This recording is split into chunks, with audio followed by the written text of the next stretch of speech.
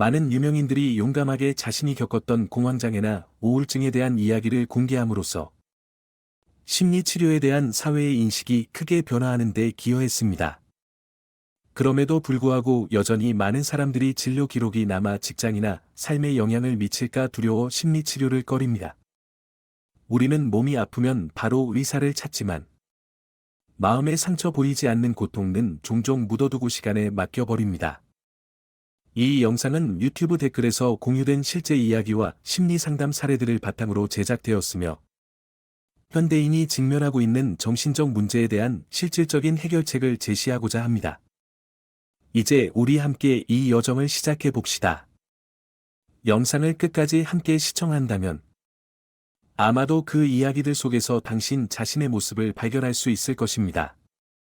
바쁜 현대 사회의 흐름 속에서 누구나 각자의 걱정을 안고 살아갑니다. 때로는 세상이 나만 외면하는 것처럼 느껴지지만 사실 비슷한 어려움과 싸우고 있는 사람들이 많습니다. 낮은 자존감, 불투명한 미래, 가족 간의 갈등, 업무 스트레스, 그리고 사랑에서의 상처 이것들은 누구나 한 번쯤 경험했을 법한 상처들입니다. 처음에는 작은 구름처럼 보이지만 시간이 지날수록 그것들은 마음속의 거대한 폭풍으로 변합니다. 결국 그것은 영혼의 병이 되어 우리로부터 온전하고 의미 있는 삶을 살 수 있는 힘을 앗아갑니다. 피부에 상처가 나면 우리는 즉시 반창고를 붙이고 약을 바릅니다. 하지만 정신적인 상처는 무심코 방치하며 시간이 지나면 저절로 나을 것이라 생각합니다. 그러나 그러한 상처들은 깊은 흉터로 남아 마음속에 자리 잡을 수 있습니다. 이 책은 실제 이야기들을 바탕으로 누구나 겪을 수 있는 문제에 대해 심리학자의 관점에서 구체적인 해결책을 제시합니다. 불안함, 미래에 대한 막연한 걱정, 가족, 친구, 사랑과 일에서의 갈등 이것들은 때로 우리가 나눌 수 없는 조용한 짐이 되곤 합니다. 심리 상담을 받는 것에 망설이고 있거나 주변 사람들의 가벼운 조언들이 오히려 당신을 더 힘들게 한다면 이 이야기에 귀 기울여 보세요. 아마도 이 영상 속 문제들이 그동안 숨겨왔던 당신의 상처를 건드리며 잊었다고 생각했던 감정을 다시 일깨울지도 모릅니다. 하지만 믿으세요. 이 영상의 마지막까지 다다르면 당신은 자신과 주변 세상을 조금 더 따뜻하고 이해심 있는 시선으로 바라볼 수 있을 것입니다. 많은 사람들의 문제는 자신에게 결점만 보이고 다른 사람들의 평가에 민감하며 자신의 의견이 반박당할 때 쉽게 스트레스를 받는다는 것입니다. 그들은 늘 이렇게 자문합니다. 어릴 때 부모님의 칭찬이 부족했기 때문일까? 아니면 따돌림을 당했던 경험 때문에 이렇게 된 걸까? 이러한 질문들이 마음속에서 맴돌며 그들을 더욱 불안하고 자신감 없게 만듭니다. 어떻게 하면 자존감을 높이고 이 감정에서 벗어날 수 있을까요? 자존감은 많은 사람들이 고민하는 개념입니다. 우리는 자존감을 높이면 인생이 더 쉬워질 것이라는 희망을 품고 좋은 책이나 영감을 주는 강연을 찾아갑니다. 하지만 자존감을 개선하는 것은 생각만큼 간단하지 않습니다. 이론을 이해하는 것과 실제로 행동하며 자신을 변화시키는 것은 긴 여정이며 많은 도전이 필요한 일입니다. 자존감은 자신을 인정하고 존중하며 소중히 여기는 것입니다. 우리는 삶에서 종종 누군가의 성취 때문에 그들을 존경하게 됩니다. 하지만 제 생각의 존경심은 그 사람이 말과 행동으로 보여주는 소중한 품질에서도 비롯됩니다. 그것은 인내심일 수도 있고, 작은 일에도 세심하게 신경 쓰는 태도이거나 주변 사람들에게 진실하게 대하는 모습일 수도 있습니다. 때로는 그런 하나의 품질만으로도 우리는 그 사람 전체를 존중하게 됩니다. 우리는 흔히 한 사람을 평가할 때 그들의 두드러진 면이나 외적으로 드러나는 결과에만 집중합니다. 예를 들어, 누군가의 성취나 인상적인 이미지를 보았을 때 우리는 쉽게 감탄하고 존경심을 느낍니다. 그러나 그들 가까이 다가가 그들의 과정, 성취, 심지어 부정적인 면까지 이해하게 된다면 어떨까요? 그 존경심이 여전히 처음과 같을까요? 가족이나 친구처럼 가까운 사람에 대한 존중을 유지하는 일은 결코 쉬운 일이 아닙니다. 그렇다면 자신에 대해서는 어떨까요? 우리는 누구보다도 자신의 약점, 실수와 결점을 잘 알고 있습니다. 이러한 점들에 집중하면 할수록 우리는 스스로를 존중하고 인정하는 마음을 잃기 쉽습니다. 그렇기 때문에 다른 사람을 대할 때처럼 자신의 결점만을 들여다보지 않는 것이 중요합니다. 대신 당신이 가지고 있는 강점과 긍정적인 부분에 주의를 기울여야 합니다. 이것이 바로 왜 가까운 관계에서 일정한 심리적 거리를 유지하는 것이 중요한지 설명해 줍니다. 누군가와 감정적으로 너무 가까워지면 우리는 그 사람의 약점과 결점에 더 집중하게 되고 그로 인해 부정적인 평가를 하게 되는 경향이 있습니다. 자신과의 관계도 마찬가지입니다. 균형을 유지하려면 자신을 객관적으로 바라볼 수 있는 심리적 거리를 유지하는 법을 배워야 합니다. 이것이 바로 초인지 즉, 자신을 더 이성적인 관점에서 관찰하고 분석하는 능력입니다. 초인지가 없다면 우리는 스스로를 부정적으로 평가하거나 타인의 평가에 자신을 맞추기 쉽습니다. 이 능력은 구체적인 방법을 통해 훈련할 수 있습니다. 예를 들어, 감정 일기를 쓰는 것입니다. 감정을 기록하면 마음속에서 일어나고 있는 일을 더 명확하게 파악할 수 있고, 이를 통해 더 객관적으로 분석할 수 있습니다. 뇌의 전두엽은 계획을 세우고, 행동을 실행하며, 성취감을 느끼고, 피드백을 재분석하는 데 중요한 역할을 합니다. 글쓰기, 내면 성찰, 그리고 자기 관찰과 같은 활동을 통해 전두엽을 활성화할 수 있습니다. 이는 초인지 능력을 향상시키는 데 도움이 됩니다. 끊임없이 자신의 내면에서 일어나는 일과 자신이 세상에 미치는 영향, 그리고 세상이 자신에게 미치는 영향을 관찰함으로써 점차 자신을 더 객관적이고 전체적으로 이해하는 법을 배우게 될 것입니다. 마찬가지로 다른 사람을 평가할 때도 결과나 성취만을 보아서는 안 됩니다. 그들이 그 결과를 이루기 위해 얼마나 노력했는지, 무엇을 극복했는지 그 과정을 주의 깊게 살펴보세요. 왜냐하면 결과만으로 타인을 평가하면 당신은 결국 그 시각을 자신에게도 적용하게 되고 기대했던 결과를 얻지 못했을 때 쉽게 열등감과 실망에 빠지게 될 수 있기 때문입니다. 따라서 자존감을 높이기 위해서는 초인지를 통해 자신을 객관적으로 바라보는 법을 배워야 합니다. 다른 사람들의 평가에 휩쓸리기보다는 스스로 자신의 장점과 단점을 인정하세요. 중요한 것은 부정적인 면에만 집중하지 말고 당신의 강점을 발견하고 그것을 발전시키는데 더 많은 에너지를 쏟는 것입니다. 자신의 노력과 성장 과정을 소중히 여길 때 자존감은 더 이상 최종 결과에 좌우되지 않게 됩니다. 자신의 약점을 다른 사람과 비교하며 스스로를 상처 주는 일을 멈추세요.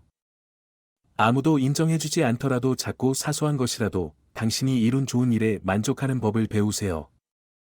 유년 시절의 가정 환경은 우리의 자존감에 영향을 미칠 수 있지만 그것이 과거나 부모에게 모든 책임을 돌릴 수 있다는 의미는 아닙니다. 자존감을 결정하는 것은 결국 당신 자신입니다. 노력과 성장 과정에 집중함으로써 당신은 점차 더 단단하고 긍정적인 자존감을 형성할 수 있습니다. 자존감을 존중하고 사랑하는 일은 단순한 결과가 아니다. 지속적으로 키워나가야 할 하나의 여정이라는 것을 기억하세요. 낯선 사람에게 가벼운 호감에서 진정한 사랑과 존중으로 나아가기까지는 많은 시간, 관심과 노력이 필요합니다. 처음에는 그들의 존재가 큰 의미가 없고 만나도 그다지 중요하지 않을 수 있습니다. 하지만 시간을 들여 함께 데이트하고 추억을 쌓으며 중요한 순간을 공유하다 보면 그들은 당신에게 점점 더 소중한 존재가 됩니다. 당신은 그들의 행복과 건강을 걱정하고 그들을 위해 무엇을 해줄 수 있을지 고민하기 시작합니다. 이것은 당신이 스스로를 대하는 태도와도 비슷합니다. 자존감이 낮은 사람들은 종종 타인의 인정에서 자신의 가치를 찾으려 합니다. 그들은 사랑과 관심을 주는 관계를 통해 자신이 가치 있는 사람이라고 느끼고 싶어 합니다. 하지만 이런 인정은 일시적인 만족감만 줄 뿐입니다. 관계가 가까워질수록 서로의 결점과 문제가 드러나게 되고, 이는 기존의 낮은 자존감으로 인해 다시금 열등감이나 상처로 이어질 수 있습니다. 다시 말해, 당신이 스스로를 충분히 사랑하고 존중하지 못하면 가까운 사람을 진정으로 존중하는 것도 어려워집니다. 이는 관계에 대한 의존을 만들고 갈등이나 부정적인 평가에 더 쉽게 상처받게 만듭니다. 그렇다면 이 악순환에서 벗어나기 위해 어떻게 해야 할까요? 답은 바로 자신에게 시간과 관심을 쏟는 것입니다. 자신을 돌보고 사랑하며 자신을 위해 노력하는데 더 많이 투자할수록 당신은 스스로에게 더 의미 있는 존재가 됩니다. 자존감은 타인의 칭찬이나 평가에 의존하지 않고 당신 스스로 자신의 가치를 인정할 때 더욱 단단해집니다. 자존감이 높은 사람들은 다른 사람들의 시선에 쉽게 흔들리지 않습니다. 그들은 다른 사람의 성공 앞에서도 질투하거나 화를 느끼지 않습니다. 왜냐하면 그들은 자신의 가치가 타인과의 비교에 의해 결정되지 않는다는 것을 잘 알기 때문입니다. 자존감을 높이기 위해서는 자신을 완성하는 데 시간과 에너지를 투자하고 끊임없이 노력하며 현실적인 목표를 세우는 것이 필요합니다. 하지만 무엇보다 중요한 것은 자기 수용입니다. 있는 그대로의 자신을 받아들이세요. 당신의 장점과 단점을 모두 인정하는 것이 평온과 지속 가능한 자존감을 찾기 위한 첫걸음입니다. 만약 아무리 노력해도 자존감이 나아지지 않는다고 느낄 때 스스로를 탓하거나 괴로워하지 마세요. 그것을 당신의 일부로 받아들이세요. 이러한 자기 수용의 태도는 때로 당신이 불안을 극복하고 자신을 더 온전히 바라볼 수 있는 열쇠가 됩니다. 불안은 우리 모두가 한 번쯤 경험해본 감정입니다. 새로운 상황이나 낯선 환경, 위험을 마주할 때 자연스럽게 나타나는 상태입니다.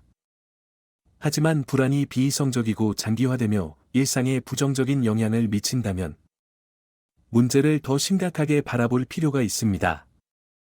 예를 들어, 남편이 위험한 직업을 가지고 있어 그의 일에 대해 늘 걱정하는 것은 정상입니다. 하지만 그 걱정이 시간이 지나도 줄어들지 않고 불면증, 눈물, 정신적 붕괴로 이어진다면 이는 특정 공포증의 신호일 수 있습니다. 만약 이러한 불안이 넓은 범위로 퍼져 가정, 관계 등 다양한 삶의 영역에 영향을 미친다면 이는 범불안 장애일 가능성이 높습니다. 자신과 사랑하는 사람의 안전을 염려하는 것은 사랑에서 비롯된 자연스러운 반응입니다. 하지만 그 불안이 집착적으로 변하고 일상생활에 지장을 줄 정도라면 당신은 재난에 대한 강박적 사고를 경험하고 있을 수 있습니다. 이런 경우 당신은 자신이나 가족이 사고를 당하거나 죽을 것이라는 막연한 두려움을 가지고 있으며 그러한 끔찍한 상황을 피하기 위해 무의식적으로 외출을 삼가거나 가족의 여행이나 위험해 보이는 활동을 막기도 합니다. 만약 불안이 특정 상황에서만 나타난다면 예를 들어 비행기 사고에 대한 두려움 과거에 그와 관련된 충격적이거나 트라우마적인 경험을 했을 가능성이 있습니다. 때로는 가족 중 누군가가 특정 문제에 대해 과도하게 예민하게 반응했고 당신이 자라면서 이를 학습했을 수도 있습니다. 시간이 지나면서 그 상황은 극도로 위험한 것으로 인식되었고 당신의 불안은 점점 커졌을 수 있습니다. 반대로 불안이 삶의 거의 모든 측면에서 발생하고 초조함, 긴장감, 피로감, 집중력 저하를 동반한다면 이는 범불안 장애일 가능성이 큽니다.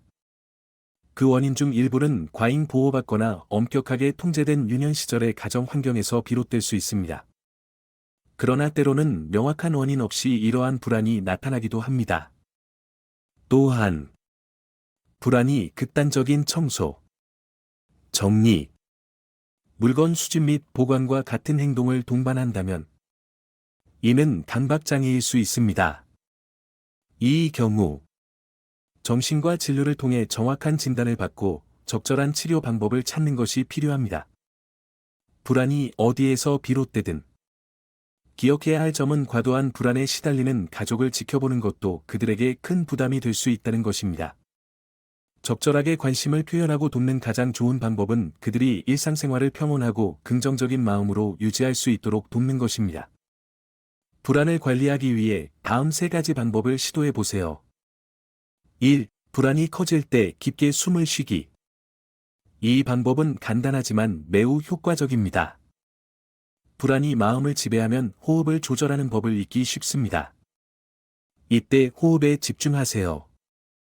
숨을 깊게 들이마시고 몇 초간 숨을 멈췄다가 천천히 내쉬세요. 이 과정은 뇌의 전두엽과 감정 및 기억을 연결하는 변형계의 활동을 줄여줍니다. 변형계는 부정적인 생각에 쉽게 자극받기 때문에 이를 진정시키는 것이 중요합니다. 명상과 꾸준한 호흡 조절은 마음을 안정시키고 스트레스를 효과적으로 줄여줍니다. 2. 실제 불안의 가능성을 재평가하기. 불안감은 우리가 상황을 해석하는 방식에서 비롯됩니다. 스스로에게 이렇게 물어보세요. 이 불안은 정말 합리적인가? 그것이 실제로 일어날 확률은 얼마나 될까? 예를 들어 비행기 사고에 대한 두려움이 있다고 가정해 봅시다.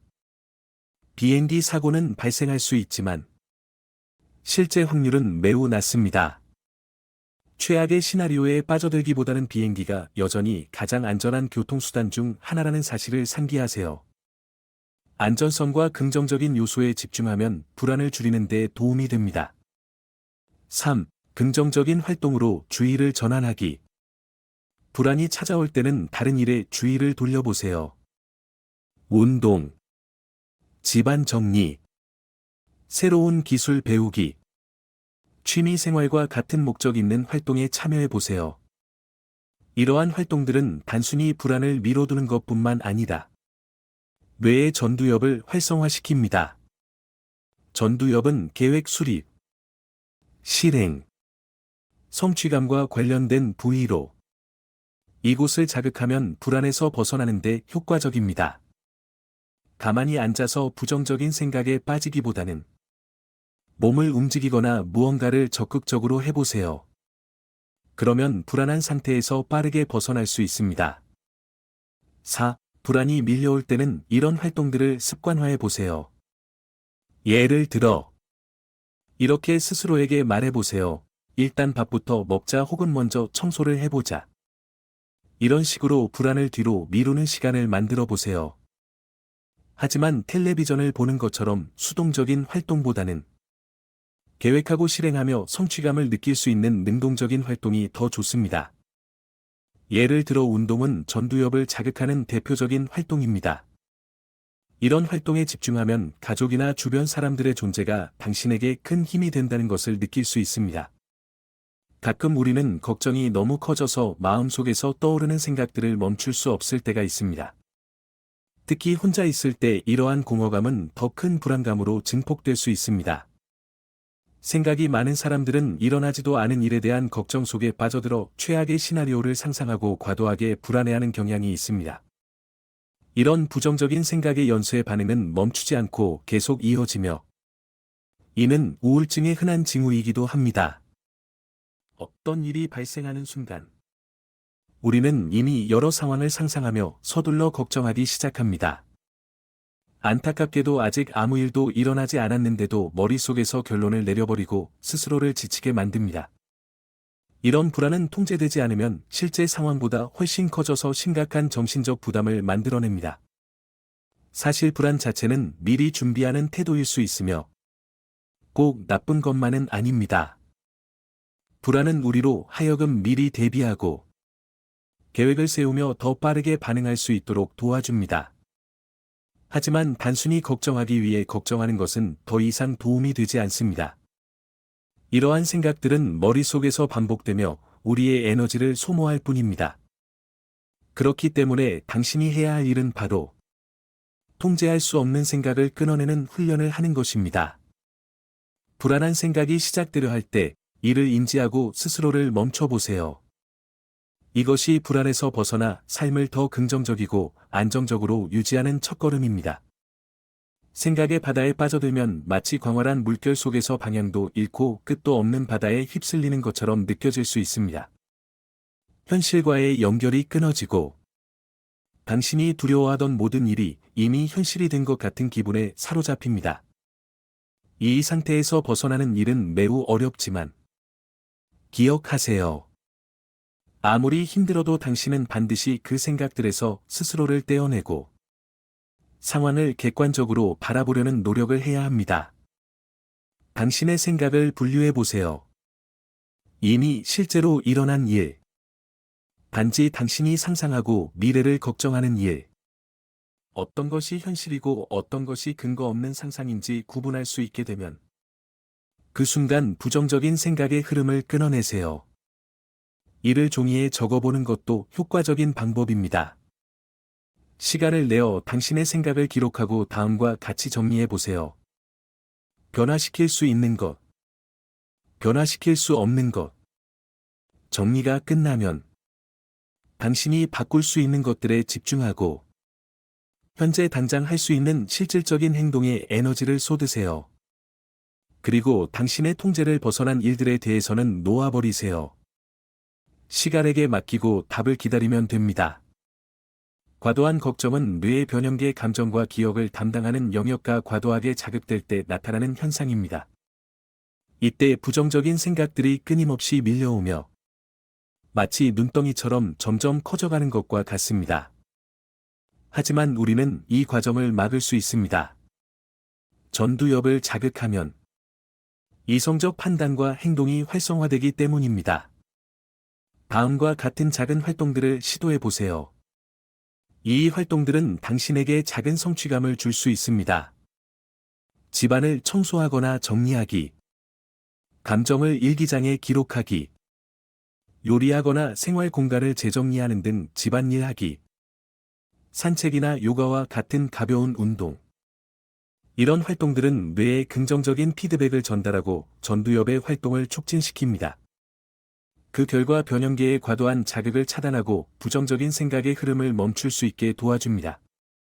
비록 사소한 활동처럼 보일 수 있지만 이 작은 행동들이 당신을 다시 현실과 연결시키고 불안감의 소용돌이에서 빠져나올 수 있게 해줄 것입니다.